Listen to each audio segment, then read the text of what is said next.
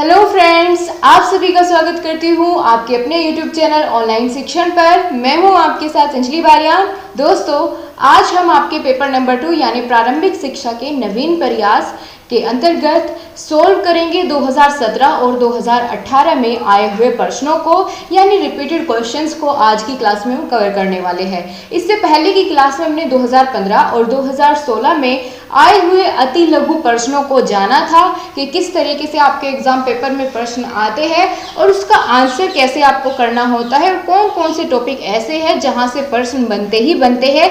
इन चीज़ों को पता लगाने के लिए ही हम प्रीवियस ईयर पेपर्स को सोल्व करते हैं, ठीक है। और दोस्तों, साथ में अपने नोटबुक और पेन जरूर रखिएगा, क्योंकि अगर कहीं भी आपको कोई पॉइंट ऐसा लगता है कि जो बहुत ही आपके लिए डिफरेंट है जानना, ठीक है, आपको अभी तक नहीं पता है, तो इस तरह के क्वेश्चन को आप साथ साथ में नोट करते हुए चलना। अगर थोड़ा स्पीड ज़्यादा होती है, आप नोट करते हैं, तो आप उस समय पर वीडियो को पॉज कर सकते हैं और अपना क्वेश्चन नोट कर सकते हैं। बाकी सभी क्वेश्चंस आपको नोट करने की ज़रूरत नहीं है, क्योंकि मैं हर एक क्लास की PDF आपको टेलीग्राम ग्रुप में प्रोवाइड कर देती हूँ। टेलीग्राम ग्रुप का नाम है ऑनलाइन शिक्षण DLED, ठीक है। तो चलिए दोस्तों, बिना किसी देरी किए शुरुआत करते हैं और 2017-2018 में आए हुए प्रश्नों को जानेंगे, ठीक है। तो बहुत ध्यान से आपको सुनना होगा और समझना होगा, बस इतना ही आपको करना है, क्योंकि जो PDF आपको प्रोवाइड की जाएगी उससे आपको फिर 1-2 दिन बाद या फिर शाम को आप रिवीजन कर लिया कीजिए, उससे आपको परमानेंटली वो चीज़ें याद हो जाएगी। चलिए दोस्तों, देखते हैं आज का पहला प्रश्न क्या होगा। चलते हैं पहले प्रश्न की ओर। 2017 में पूछा गया प्रश्न है, क्या पूछा है कि बाल अपराध के प्रमुख बिंदु कितने प्रकार के होते हैं। बाल अपराध के प्रमुख बिंदु कितने प्रकार के होते हैं, यहाँ पर आपसे ये प्रश्न किया गया है।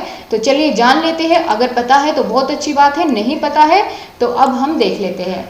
बाल अपराध के प्रमुख बिंदु कुछ इस प्रकार से है, जैसे भुखमरी, गरीबी, अशिक्षा, उचित वातावरण का न मिलना। तो यह सभी क्या है, बाल अपराध के प्रमुख बिंदु है। यदि वहाँ पर भुखमरी हो, गरीबी में बालक रहता हो, अशिक्षा हो, ठीक है, उचित वातावरण ना मिले शिक्षा के लिए या फिर रहने के लिए, तो यह सभी बाल अपराध के बिंदु माने जाते हैं। 2017 में आया हुआ प्रश्न है और बहुत ही बेहतरीन सा क्वेश्चन पूछ लिया गया है। अगला क्वेश्चन आता है कि बनारस संस्कृत कॉलेज कब और किसके द्वारा खोला गया।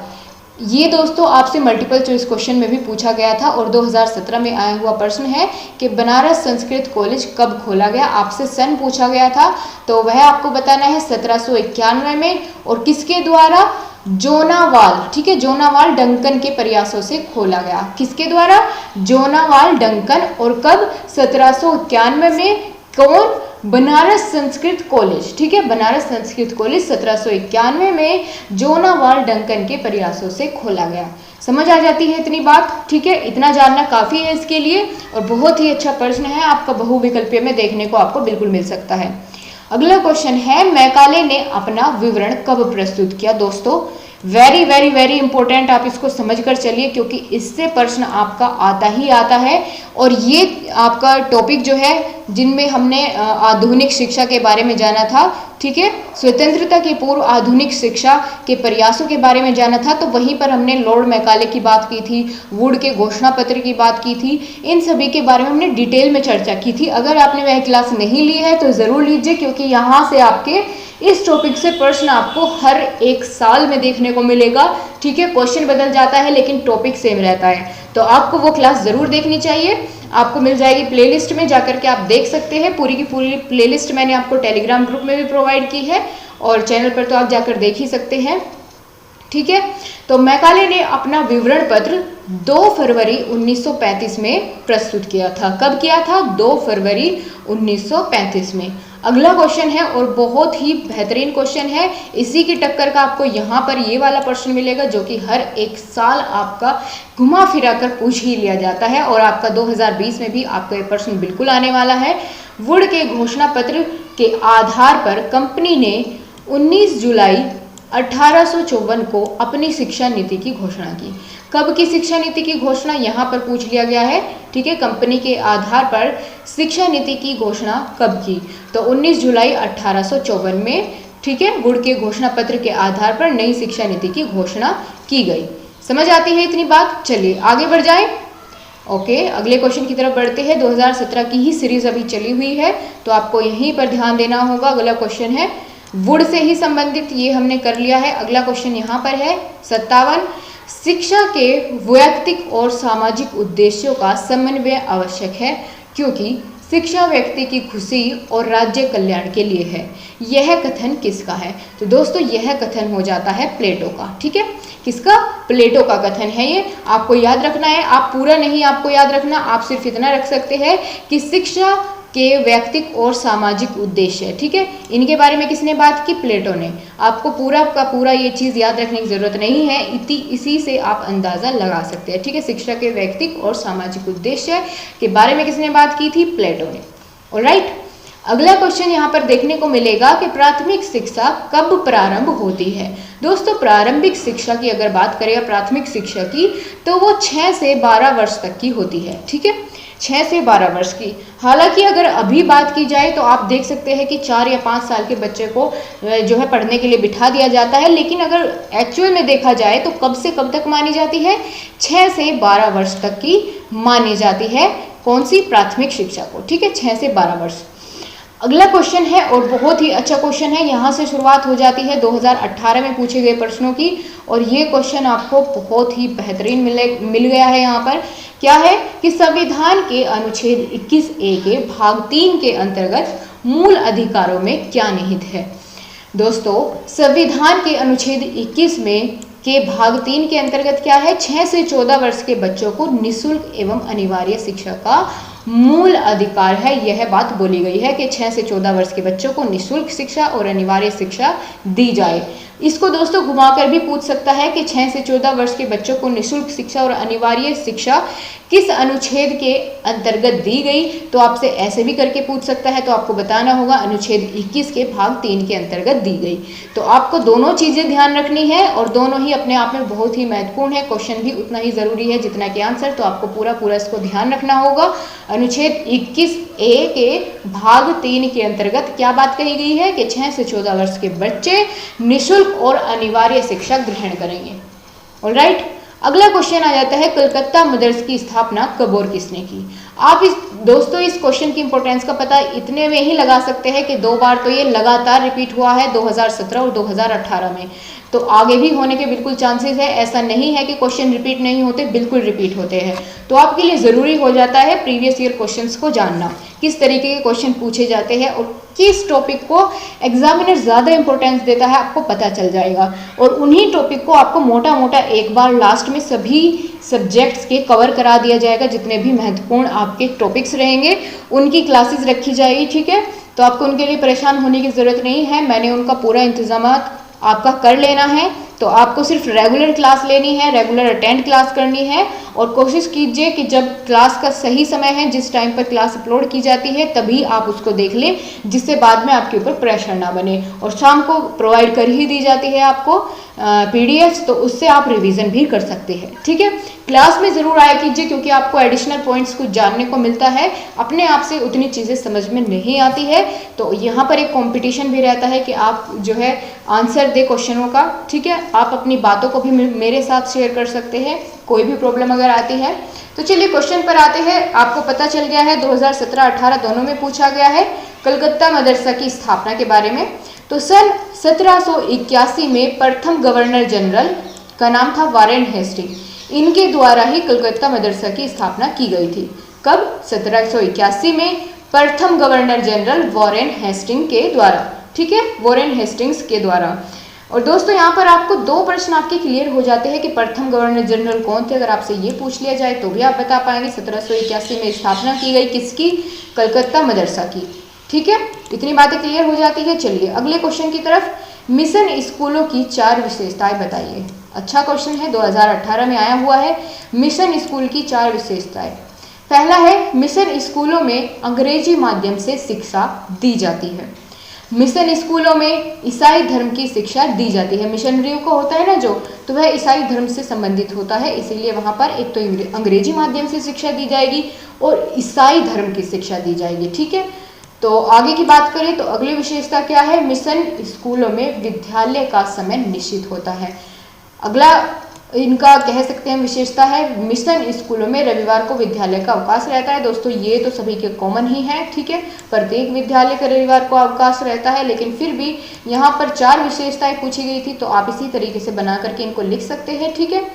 अगला क्वेश्चन है SOPT का पूरा नाम लिखिए।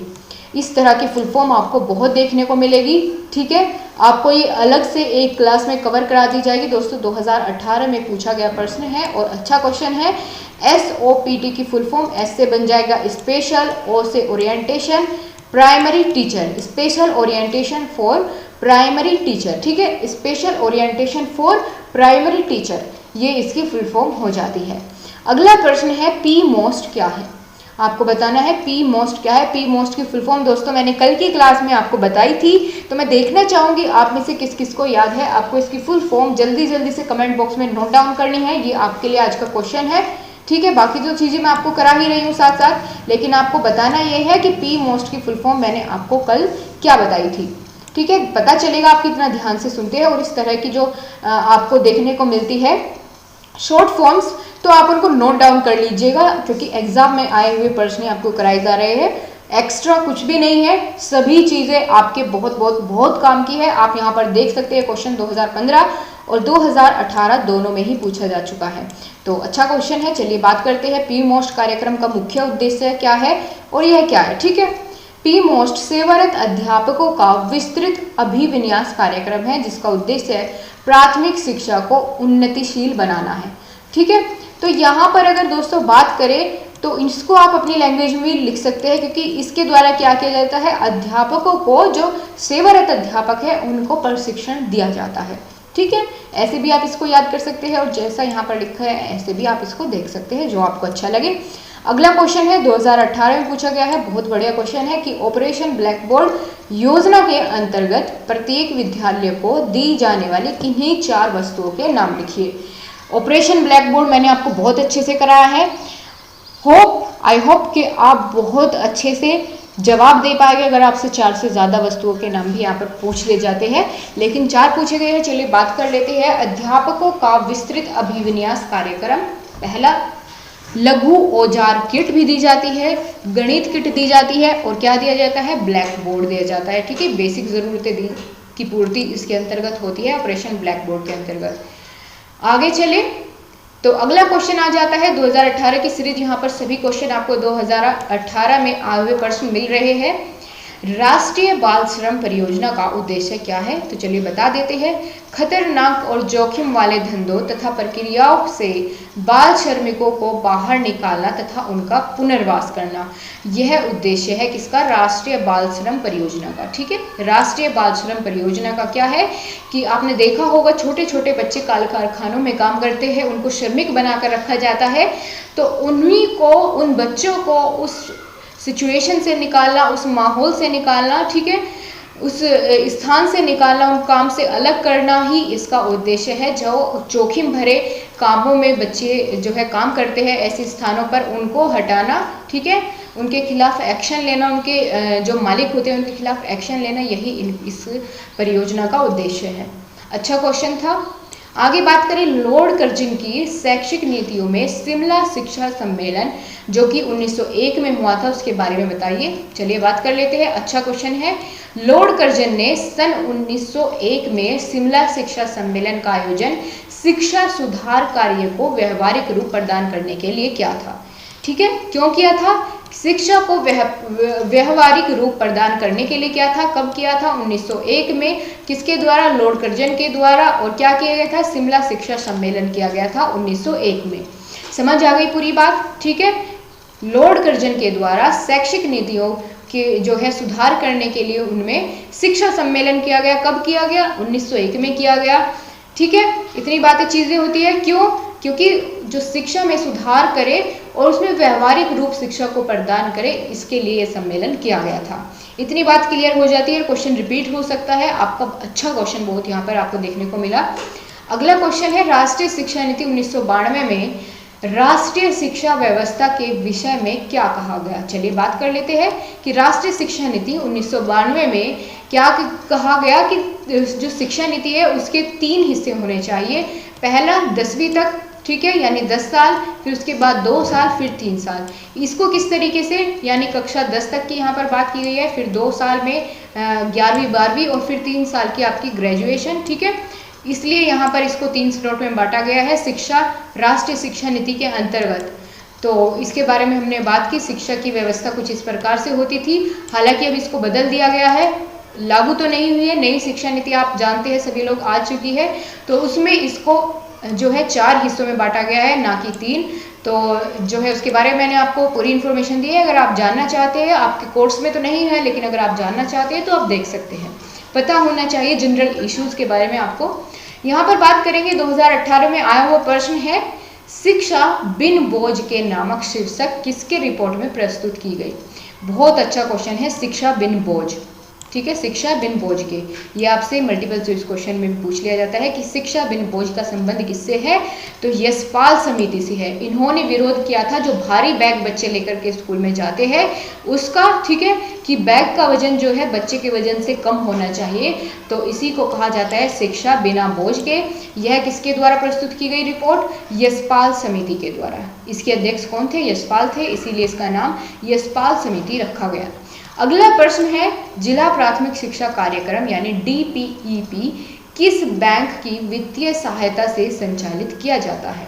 तो दोस्तों ये विश्व बैंक यानी वर्ल्ड बैंक की सहायता से संचालित किया जाता है यह कार्यक्रम। ऑलराइट, किसकी सहायता से, वर्ल्ड बैंक की यानी विश्व बैंक की सहायता से। ये आपका पूछा गया है 2018 में। अगला क्वेश्चन है बहुत ही बेहतरीन क्वेश्चन, आप इसको नोट करिएगा, यहाँ पे आपसे फिर से फुल फॉर्म पूछ ली गई है, तो आप इसे नोट कर सकते हैं। जहाँ भी आपकी फुल फॉर्म आती चले आप उसको एक पेज पर लिस्ट बनाते चलिए सभी की, ताकि आपको लास्ट टाइम में रिवीजन करने में बिल्कुल भी परेशानी ना हो। इसकी फुल फॉर्म हो जाती है NCETE की, N से national curriculum framework for teacher education, ठीक है, national curriculum framework for teacher education 2009। यह शिक्षा का प्रोग्राम तथा योजना है जो आगामी वर्षों में भारत में आ सकती है, ठीक है, अभी तक नहीं आई है, इन्होंने आने की बात की है। क्या है ये, एक शिक्षा का प्रोग्राम, उनकी योजनाओं से संबंधित यहाँ पर देखा जा सकता है। अगला प्रश्न है, NPRC प्रमुख को क्या कहते हैं। NPRC प्रमुख को क्या कहते हैं, ये एक संस्थान का नाम है, इसके प्रमुख को क्या कहा जाता है, तो उन्हें कहा जाता है संकुल प्रभारी, ठीक है, किस नाम से जाना जाता है, संकुल प्रभारी के नाम से। दोस्तों एक क्वेश्चन आपको, एक नहीं यहाँ पर 2-3 क्वेश्चन आपको रिपीट मिलेंगे जो कि आपके बहुत बार पूछ लिए गए हैं। ये क्वेश्चन है आपको मल्टीपल चॉइस क्वेश्चन में भी देखने को मिलेगा। ग्राम शिक्षा समिति के अध्यक्ष कौन है, तो ग्राम प्रधान होते हैं, ठीक है, कौन होते हैं, ग्राम प्रधान होते हैं। और ग्राम शिक्षा समिति के सचिव कौन होते हैं, यहाँ पर बात की गई है सचिव की, तो वह हो जाते हैं प्रधान अध्यापक, ठीक है दोस्तों, कौन हो जाते हैं, प्रधान अध्यापक हो जाते हैं। अगला क्वेश्चन है, BRC का पूरा नाम बताइए, तो BRC का पूरा नाम हो जाता है ब्लॉक संसाधन केंद्र। ऑलराइट गाइस, ब्लॉक संसाधन केंद्र BRC, block resources centre, English में अगर पूछ लिया जाए तो इंग्लिश में ये फुल फॉर्म होगी, लेकिन आपको हिंदी में आपका एग्जाम लिखना है तो अगर हिंदी में पूछी जाती है तो आप वही जवाब इसका देंगे। R से रिसोर्सेज होता है जिसको इंग्लिश हिंदी में हम संसाधन कहते हैं, ठीक है, ब्लॉक संसाधन केंद्र। अगला क्वेश्चन है, डाइट का पूरा नाम बताइए, तो बता दीजिए, आप सभी लोग जानते हैं जिला शिक्षा एवं प्रशिक्षण संस्थान। अच्छा क्वेश्चन है। NPRC का पूरा नाम बता दीजिए, NPRC जिसके बारे में भी बात की गई थी कि उसका अध्यक्ष कौन होता है। NPRC की फुल फॉर्म होती है न्याय पंचायत संसाधन केंद्र। क्या होती है, न्याय पंचायत संसाधन केंद्र होती है। अगला क्वेश्चन यहाँ पर आता है, अच्छा क्वेश्चन आपको देखने को मिलेगा कि संशोधित राष्ट्रीय शिक्षा नीति 1992 को किस अन्य नाम से जानते हैं। जो दोबारा से संशोधित शिक्षा नीति आई उसको हम प्रोग्राम ऑफ एक्शन के नाम से जानते हैं। किसके नाम से, प्रोग्राम ऑफ एक्शन। आगे बात की गई है आपसे यशपाल समिति की। अच्छा क्वेश्चन है कि कब गठन हुआ, और यह आपसे मल्टीपल चॉइस क्वेश्चन में पूछ लिया जाता है। तो 1992 में यशपाल समिति का गठन हुआ, ठीक है। अगला क्वेश्चन यहाँ पर आता है कि शिक्षा बिना बोझ यह रिपोर्ट यशपाल समिति द्वारा कब प्रस्तुत की गई। तो यह रिपोर्ट प्रस्तुत की गई थी दोस्तों 1993 ईस्वी में, ठीक है, 1993 ईस्वी में। किसके द्वारा, यशपाल समिति के द्वारा। क्या उद्देश्य था कि शिक्षा बिना बोझ के। आपको 3 चीजें यहाँ से एक ही क्वेश्चन में पता चल जाती है, इसी से आपका एक क्वेश्चन बहुत ही अच्छे से क्लियर हो जाता है अगर आपसे पूछ भी लिया जाता है। अगला क्वेश्चन है न्यूपा का अध्यक्ष कौन है। दोस्तों न्यूपा का अध्यक्ष अवकाश प्राप्त आईएएस होते हैं, ठीक है, अवकाश प्राप्त आईएएस होते हैं, ठीक है, आईएएस होते हैं, अवकाश प्राप्त आईएएस होते हैं न्यूपा के अध्यक्ष। और न्यूपा का अगर मुख्यालय पूछ लिया जाता है तो वह भी पता होना चाहिए, कहाँ है, दिल्ली में है। न्यूपा की फुल फॉर्म मैंने आपको कल बताई थी, जल्दी से कमेंट बॉक्स में बताइए, ठीक है। और रेगुलर क्लास लीजिए दोस्तों, आपका एक भी क्वेश्चन मिस होता है तो आपका लॉस हो सकता है। अगला क्वेश्चन यहाँ पर आ जाता है, आरटीई का पूरा नाम बताइए। बहुत अच्छा क्वेश्चन है और ये कब आया ये भी आपको जानना चाहिए। आरटीई का पूरा नाम है राइट टू एजुकेशन, ठीक है, राइट टू एजुकेशन। आर से राइट, टी से टू, ई से एजुकेशन, राइट टू एजुकेशन। अगला क्वेश्चन है, वर्तमान में शिक्षा को किस सूची में रखा गया है। तो दोस्तों शिक्षा समवर्ती सूची में रखी गई है। क्यों? क्योंकि अब इसमें जो है केंद्र सरकार भी और राज्य सरकार दोनों मिलकर के फैसला ले सकती है। ऐसा नहीं है कि केवल केंद्र सरकार शिक्षा को लेकर के फैसले ले सके, दोनों की सहमति से ही शिक्षा को लेकर फैसले लिए जाते हैं और दोनों ही इसमें अपना फंड आवंटित करती हैं, ठीक है। तो समवर्ती सूची में रखा गया है शिक्षा को। बहुत अच्छा क्वेश्चन है, अभी तक आया नहीं है लेकिन आने के पूरे चांसेस है। अगला क्वेश्चन है, भारतीय शिक्षा आयोग का गठन कब हुआ था। दोस्तों 1882 में भारतीय शिक्षा आयोग का गठन किया गया था। और कोठारी आयोग का गठन अगर पूछ लिया जाए नहीं, पूछा जाएगा, इतना अच्छा क्वेश्चन आपका ये है, तो 14 जुलाई 1964 में कोठारी आयोग का गठन हुआ था। और अध्यक्ष पूछ लिए जाए तो प्रोफेसर डीएस कोठारी इसके अध्यक्ष हैं, ठीक है। दोनों क्वेश्चन आपको ध्यान रखने हैं। अध्यक्ष कौन है? Professor DS Kothari. और कब गठन किया गया? 14 जुलाई 1964 को। अच्छा क्वेश्चन आपको यहाँ पर मिला। लास्ट क्वेश्चन आज का क्या है कि समवर्ती सूची में दिए गए विषयों पर नीति एवं कानून बनाने का अधिकार किस सरकार का है। तो दोस्तों अभी मैंने आपको बताया कि वर्तमान में शिक्षा को किस सूची में रखा गया है। यहाँ मैंने आपसे बात की थी तो आपने जाना था कि समवर्ती सूची में। समवर्ती सूची में रखने का मतलब क्या है कि केंद्र सरकार और राज्य सरकार दोनों ही उस पर कानून बना सकती है, ठीक है। इसी का मतलब यही होता है समवर्ती सूची में रखने का। किसी भी विषय को समवर्ती सूची में रखने का मतलब यही होता है कि उसमें केंद्र सरकार का भी सहयोग रहता है और राज्य सरकार का भी, दोनों मिलकर उस पर कानून बनाती है। इसीलिए इस तरह के विषयों को समवर्ती सूची में रखा जाता है। आपको क्लियर हो गया क्वेश्चन? तो आपके लिए यहाँ भी ज़रूरी है और ये भी क्वेश्चन बहुत ज़रूरी है, तो आपको बहुत ध्यान से यहाँ पर सुन लेना था। अब आपको दोस्तों बता देती हूँ कि आपको ये पीडीएफ मिल जाएगी टेलीग्राम ग्रुप में। अगर आपने अभी तक ज्वाइन नहीं किया है तो कर लीजिए, आपको प्रत्येक क्लास की पीडीएफ वहाँ पर प्रोवाइड की जाती है। और अगर कोई भी आपके लिए सूचना होती है सबसे पहले मैं आपको टेलीग्राम ग्रुप पर ही सूचित करती हूँ, तो जल्दी से ज्वाइन कर लीजिए। और आज की क्लास कैसी लगी कमेंट बॉक्स में ज़रूर बताया कीजिए। इतना आलस सही नहीं होता है जितना कि आप करते हैं, तो कमेंट बॉक्स में आपको एक छोटा सा आपका कह सकते हैं बिल्कुल ज़रा सा आपका टाइम लगता है, लेकिन वो मेरे अंदर एक ऊर्जा को बढ़ाता है कि मैं आपके लिए और अच्छे से मेहनत कर पाऊँ, अच्छी क्लासें आपके लिए अरेंज कर पाऊँ। So thank you so much guys. Class पसंद आई है तो लाइक किए बिना मत जाना और कमेंट ज़रूर करके बताना, अपने दोस्तों के साथ शेयर करना आपकी मर्जी है, ठीक है। So thank you so much guys. आपसे फिर से मुलाकात होगी एक नई क्लास के साथ। तब तक के लिए बाय बाय, टेक केयर, अपना ध्यान रखिएगा और खुश रहिएगा। Alright guys, thank you so much.